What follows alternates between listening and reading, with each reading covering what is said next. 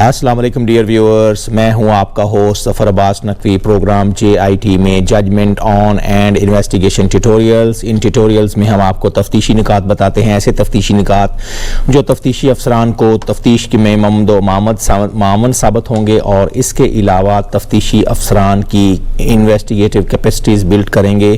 اور نارکوٹکس کے ناسور کے خلاف تفتیشی افسران کی کارکردگی کو بہتر سے بہتر کریں گے اور اس سے ملزمان اور مجرمان کیفر کردار تک پہنچ جائیں گے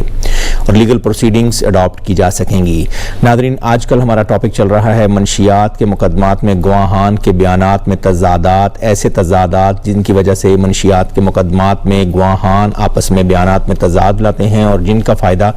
ملزمان کو مل جاتا ہے اور وکیل صفائی فائدہ اٹھا جاتے ہیں۔ ہم شروع کریں گے اپنی قسط کو۔ آپ مدعی عدالت میں جب بیان 161 ضوابطے میں یہ بتلائے کہ اس نے IO کے آنے سے قبل تمام برآمدہ منشیات سیل کر دی تھی تو یہ بہت بہتر ہوگا، بلکہ الٹا اس کے یہ نہ کہے کہ اس نے جائے وقوع پر منشیات تفتیشی کو دکھلا کر گنتی کی یا پیک کی، ایسا یہ اس نے ہرگز نہیں کہنا۔ اس نے یہ کہنا ہے کہ میں نے بیفور ہینڈ IO کے وقوع پر پہنچنے سے پہلے میں نے تمام منشیات پیک کر دی تھیں۔ عورت کے برآمدگی کے کیس میں گواہ اور مدعی لیڈی کانسٹیبل کے فرد مقبوضگی پر دستخط کب کرنے کے متعلق آپ نے گواہان نے یکساں زبان رہنا ہے اور یک زبان رہنا ہے کہ کس لیڈی کانسٹیبل سے دستخط کروائے گئے تھے فرد مقبوضگی پر۔ 2018 میں YLR 39 سے گائیڈنس ملتی ہے، برآمدگی کے گواہ کا نام آپ نے درست رکھنا ہے۔ پرچہ درج ہونے کے بعد کب تک آپ تھانہ میں رہے، اس سوال کے جواب میں بھی آپ نے کلیئر رہنا ہے۔ مدعی عدالت میں بتلائے کہ اس نے روزنامچہ میں ہمراہ جانے والے جوانوں کے نام قلمی لکھے تھے یا اصل میں قلمی نہیں لکھے تھے بلکہ کسی اور سے لکھوائے تھے، یعنی کہ محرر سے لکھوائے تھے۔ یہ بھی کنٹرڈکشن نہیں ہونا چاہیے۔ جائے وقوع کے بعد تمام افسران POs اور PWs اپنی تھانہ سے واپسی کے متعلق یک زبان رہیں، ان کو پتہ ہو کہ وہ کس وقت تھانہ واپس آئے تھے اور کس رپٹ کے تحت ان کی آمد کی گئی تھی۔ اس معاملے میں اگر کنٹرڈکشنز آ گئیں اور کنٹرڈکشنز پیدا کر دی گئیں تو پھر ملزمان کو فائدہ الٹیمیٹلی پہنچ جائے گا۔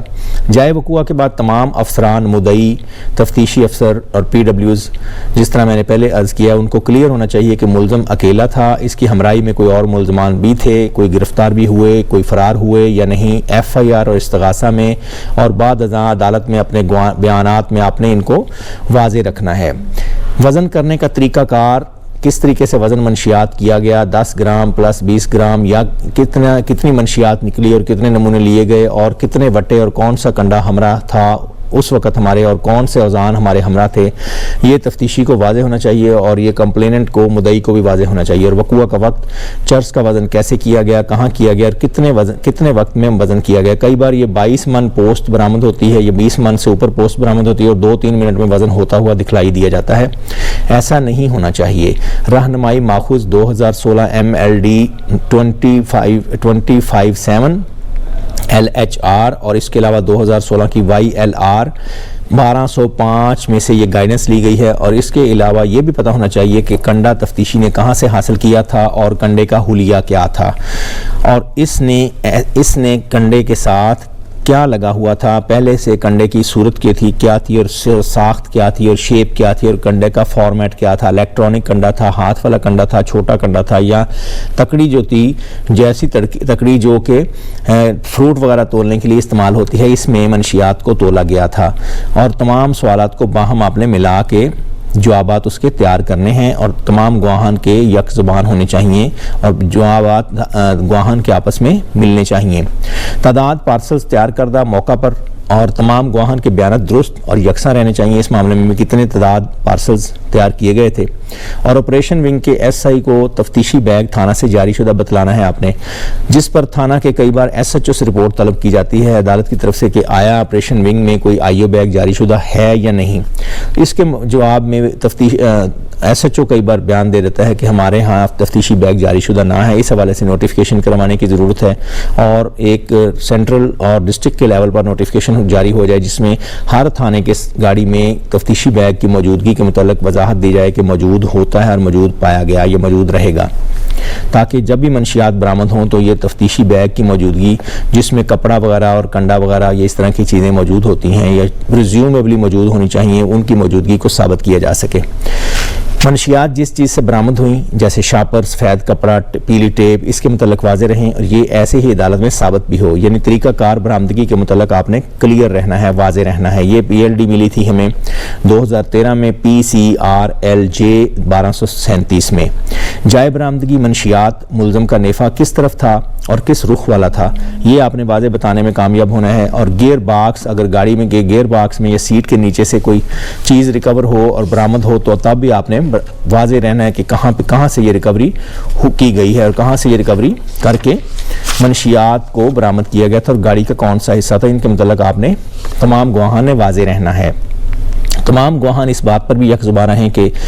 دکاندار جس سے الیکٹرانک کنڈا حاصل کیا تھا اس کا نام کیا تھا، ریڈی والا کون سا تھا، اس کے متعلق آپ نے واضح رہنا ہے۔ نام مدعی گواہ اگر کوئی نذیر احمد ہے، استغاثہ میں نذیر احمد ہو اور چلان فارم میں نذیر حسین ہو جائے تو یہ بھی نہیں ہونا چاہیے، اس طرح کے کنٹراڈکشن سے بھی آپ نے بچنا ہے۔ روزنامچہ ضمنی میں ترامیم اضافہ، نقشہ موقع میں ترامیم اضافہ بوقت چلان اور سکروٹنی ہرگز سامنے نہ آئے۔ اسی طرح ملزم پر پرچہ جب آپ نے درج دیگر پرچوں اور ان کے حالات کے متعلق معلومات لکھنی ہے اور اندراج مقدمہ سے لے کر وصولی رپورٹ تک اس بابت اپنے واضح طور پر شہادت دینی ہے کہ کون سے پرچے اس کے پر درج ہیں اور کون سے حالات ایسے ہیں کہ جو ملزمان پر پہلے پرچے جو درج ہو چکے ہیں ان کی ریزلٹس کیا نکلے اور حالات وقوع جات کیا تھے۔ مدعی اور تفتیشی یک زبان رہیں کہ کب، کس نے، کس کے کہنے پر، نشاندہی پر کس کی نشاندہی پر، کس موقع پر جائے برآمدگی اور وقوع وزٹ کیا اور موقع پر کہاں کارروائی کی گئی، اور نیز ملزم کس گاڑی میں کس جگہ پر آپ کو بیٹھا ملا۔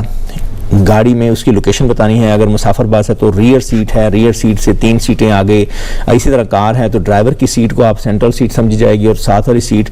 لیفٹ سائڈ پر جو سیٹ ہوتی ہے اس کو بتایا جائے گا کہ لیفٹ سائڈ اور ریئر سائڈ پہ 3 افراد بیٹھتے ہیں، اس حساب سے آپ نے لوکیشن بتانی ہے کہ کون سی سائڈ اور کون سی کھڑکی والی سائڈ پہ یا درمیان والی سائڈ پہ ملزم بیٹھا تھا اور اس کے کس سائڈ پر منشیات کو فائنڈ آؤٹ کیا گیا تھا۔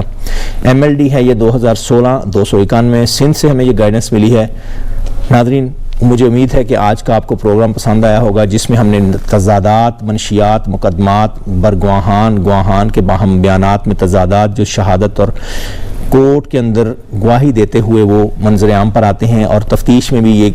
ایسے تضادات ملتے ہیں، تفتیش کے دوران ضمنیات میں اندراج ہو جاتے ہیں، مندرج ہو جاتے ہیں جو بعد ازاں ملزمان کو فائدہ پہنچاتے ہیں۔ مجھے امید ہے کہ آج کا آپ کو پروگرام پسند آیا ہوگا۔ اگر آپ کو ہمارا چینل پسند آتا ہے تو پلیز اس کو لائک کیجیے گا، شیئر کیجیے گا اور سبسکرائب کیجیے گا اور دوستوں میں شیئر کیجیے گا اور دوستوں کو بتلائیے گا۔